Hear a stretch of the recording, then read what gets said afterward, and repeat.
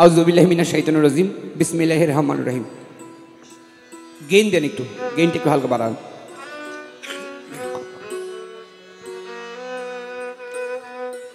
আল্লাহর দরবারে শুকরিয়া আদায় করে, আল্লাহ সাহায্য প্রার্থনা করে, তৎসঙ্গে আল্লাহ পেয়ারে হাবিব দুজাহানের বাদশাহ, যাকে তৈরিরা করলে আপনি আমি আসমান জমিন গ্রহ নক্ষত্র আল্লাহ পাক কোনো কিছুকে তৈরি করতেন না, আমাদের প্রিয় নবী হযরত মুহাম্মদ সাল্লাল্লাহু আলাইহি ওয়াসাল্লাম নবীর রোজায় ভক্তি চুম্বন রেখে আহলে বায়াত পাক পাঞ্জাতনের জয়গান করে ৩১৩ নবী, লাখের উপর ২৪,০০০ পয়গাম্বর, অগণিত ওলি আউলিয়া গাউস কুতুব সবার চরণে ভক্তি শ্রদ্ধা জানিয়ে, খাস করে আতে রাসূল গারিবে নামাজ হিন্দে সুলতান সোম্মা আজমেরি কুল্লে খাজা গান মাইনুদ্দিন হাসান সঞ্জরি রহমতুল্লাহ, আমার খাজা বাবা জন্ম ভক্তি চুম্বন রেখে পীরের পীর দস্তগীর মাহবুব সুবহান কুতুবের রাব্বানি বড় পীর আব্দুল কাদের জিলানী রহমতুল্লাহ দরবারে ভক্তি শ্রদ্ধা জানিয়ে ৪ পীর ১৪ খানদান ১২ মাসুমের প্রতি ভক্তি শ্রদ্ধা জানিয়ে আজকের নামে, যার নামে, যাকে উদ্দেশ্য করে, যার স্মরণে, যার ভালোবাসায় আমরা সবাই একত্রিত হয়েছি,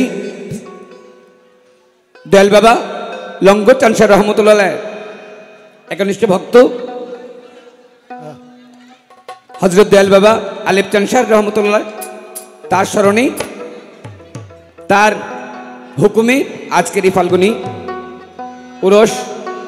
তো আমার আলেপ চানসার বাবার দরবারে ভক্তি শ্রদ্ধা জানিয়ে আরেক প্রাণ পুরুষ দেওয়ানবাড়ির মালিক দেওয়ান রহমতুল্লাহ দরবারে ভক্তি শ্রদ্ধা জানিয়ে, খালেক দেওয়ান রহমতুল্লাহ দরবারে ভক্তি শ্রদ্ধা জানিয়ে, আমার খবির চানসার দরবারে ভক্তি শ্রদ্ধা রেখে, আরিফ দাদা ভাইয়ের কদমে আমার ভক্তি রেখে, তার কাছে জানানত করে ভক্তি শ্রদ্ধা জানিয়ে, পরিশেষে আমার দয়াল বাবা,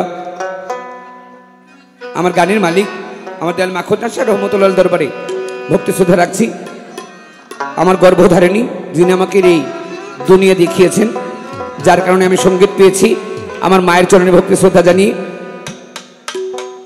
সকলের প্রতি এক কথায়, বাড়ির যারা আছেন সবাই আমার বয়োজ্যেষ্ঠ, আমার বড়, আমি সবারই ছোট, তাই সবাই আমার ভাইয়েরা থেকে শুরু করে, বোনেরা থেকে শুরু করে সবার কাছে সালাম শ্রদ্ধা জানিয়ে, মঞ্চ উপবিষ্ট শিল্পী যারা, তাদের প্রতিও সালাম শ্রদ্ধা। 2টা গান করার তো অনুমতি নাই, একটা গান করার অনুমতি। আর সবাই জানেন আপনাদের চরণধুলি মাথায় নিয়ে বাউল গান গেয়ে বেড়াই, আর বাউল গানের এখন হচ্ছে সিজন টাইম। হ্যালো, তো গান করতে করতে গলার অবস্থা একেবারেই খারাপ, ভাঙা গলায় তারপরে দাঁড়িয়েছি। একটা কারণে দাঁড়িয়েছি যে আমার আলেপ চানসার বাবার রুহানি কোনো ফায়েজ যদি আমার মধ্যে আসে, হয়তো বা কোনো একদিন মানুষের মতো মানুষ হতে পারবো। তাই আপনাদের চরণধুলি নেওয়ার জন্য মঞ্চে দাঁড়ানো, ছোট্ট করে একটা গান করি। গান করাতে অনিচ্ছা সত্ত্বেও কোনো কথায়, কাজে, সুরে, ছন্দে, ভাবভঙ্গিতে যদি কোথাও ভুল ত্রুটি হয়েই যায়, আপনারা সবাই নিজ গুণে অধম নরধম জেনে এই কানন দেওয়ানকে ক্ষমা সুন্দর দৃষ্টিতে দেখবেন, সবাই দোয়া রাখবেন। সর্বপ্রতি সালাম, আসসালামু আলাইকুম ওয়া রাহমাতুল্লাহি ওয়া বারাকাতুহু ওয়া মাগফিরাতুহু মিনাল মুসলিমিন। মঞ্চ থেকে আউটলুকগুলো একটু নেমে যান, মঞ্চ থেকে শিল্পী ব্যতীত আউটলুক যারা নামেন। আচ্ছা, শিল্পী ছাড়া আউটলুক যারা বাইরে মঞ্চের মধ্যে যারা বসে আছেন, বাইরের কর্তৃপক্ষ,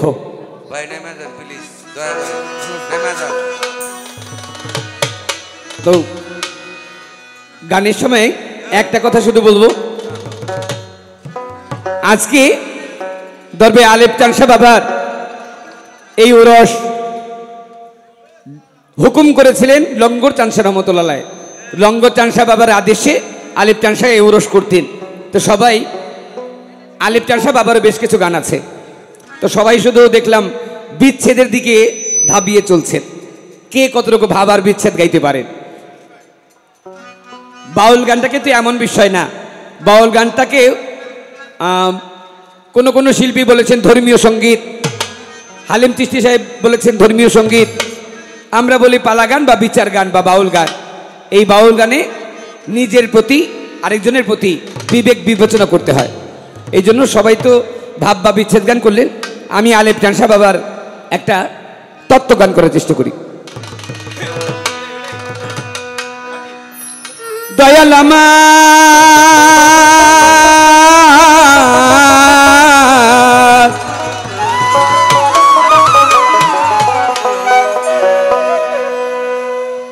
ওরে আপে খোদা হইয়া রহিলেন ছাপিয়া এই আদমের তন বানাইয়া রে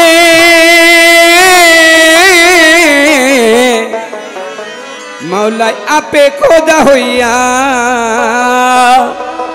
আল্লাহ পাক নিরাকার আল্লাহ সাকার রূপ ধারার জন্য একমাত্র পন্থা নিয়েছেন এই আদমের পন্থা।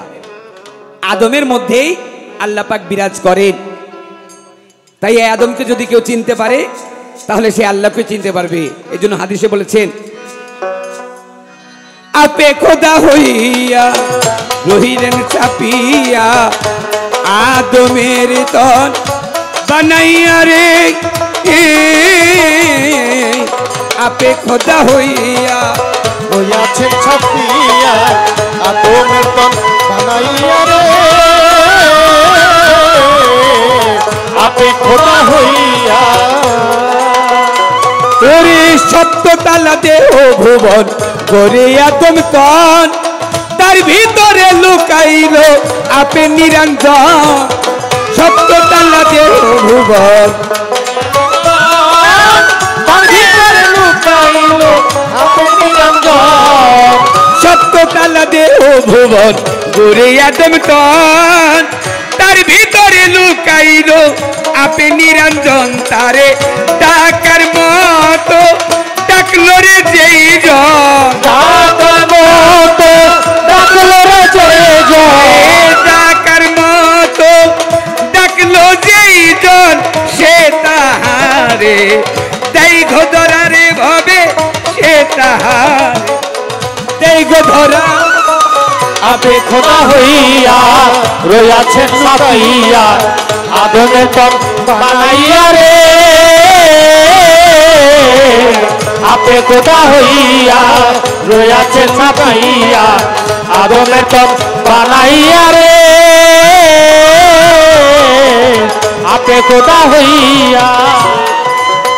ওরে এবার মানুষের ভিতরে মানুষ তার ভিতরে সাই আলিমুল গাইবে খোদা বোঝার শক্তি না। ওরে মানুষের ভিতরে মানুষ তার ভিতরে সাই আলিমুল গাইবে খোদা বোঝার শক্তি না। ওরে মানুষের ভিতরে মানুষ তার ভিতরে সাই আলিমুল গাইবে খোদা বোঝার শক্তি নাই।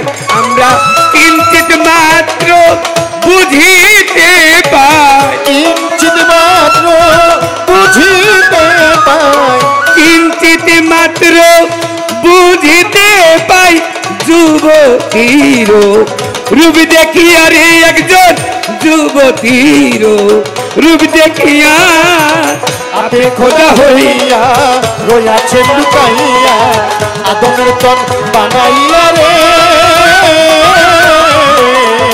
আপে খোদা হইয়া রইয়াছেন ছাপিয়া আদমের তন বানাইয়া রে আপে খোদা হইয়া।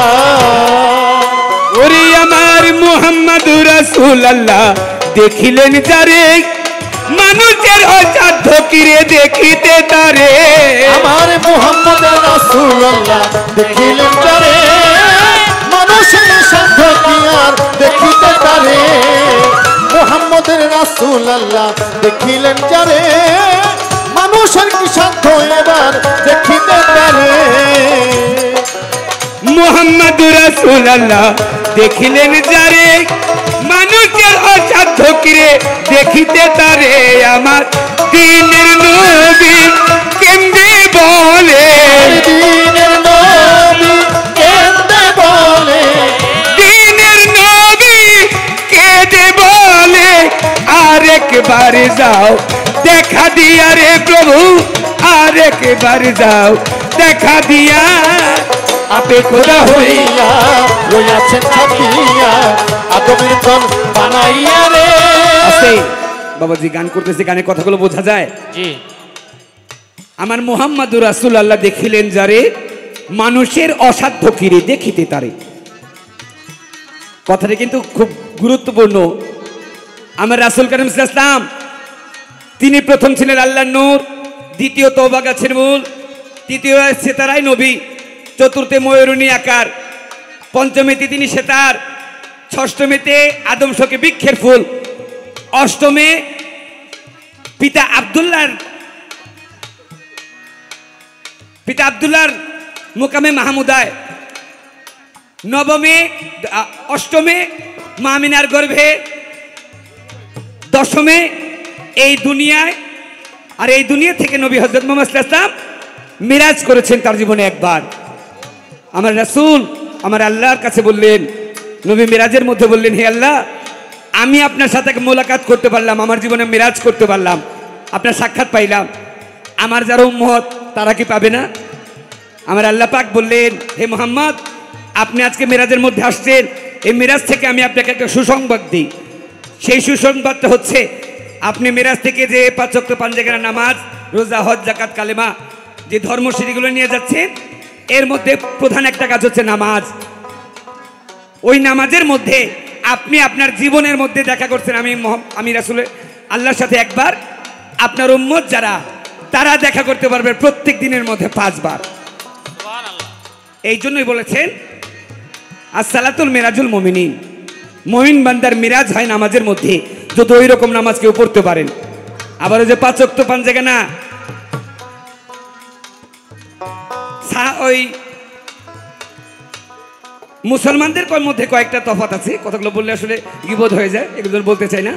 মুসলমানদের মধ্যে কিছু কিছু লোক আছে যাদের নামাজের সাথে প্রকৃত দায়মি সালাত মিলবে না। যারা দায়মি সালাত আদায় করতে পারে, দায়মি সালাত আদায় করতে পারলে তার জন্য নামাজের মধ্যে মিরাজ হয়ে যাইতে পারে।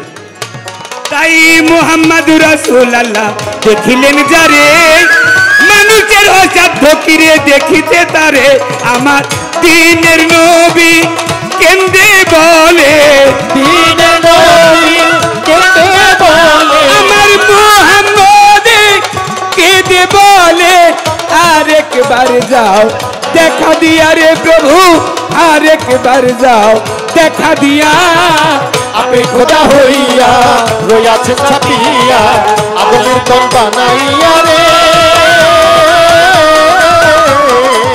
আপে খোদা হইয়া রইয়াছে ছাপিয়া, আদমের তন বানাইয়া রে, আপে খোদা হইয়া। আমার দেওয়ান আলেফ চাঁদ ডাকে হইয়াহীনের হীন, দয়া করো দয়াময় আমি তো অধীন,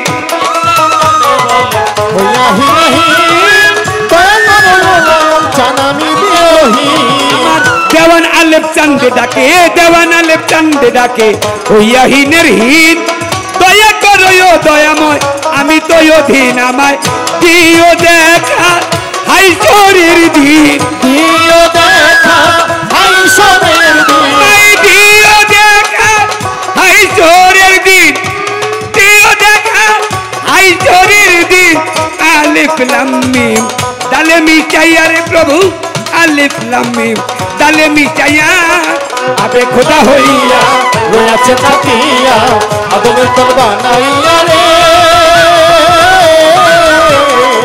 আপে খোদা হইয়া রইয়াছে ছাপিয়া, আদমের তন বানাইয়া রে,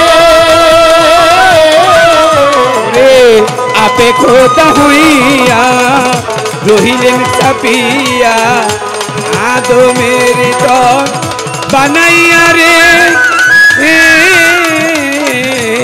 আপে খোদা হইয়া রহিলেন ছাপিয়া, আদমের তন বানাইয়া রে,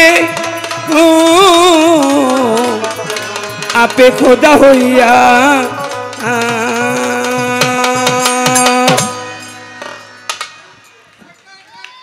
সম্মানিত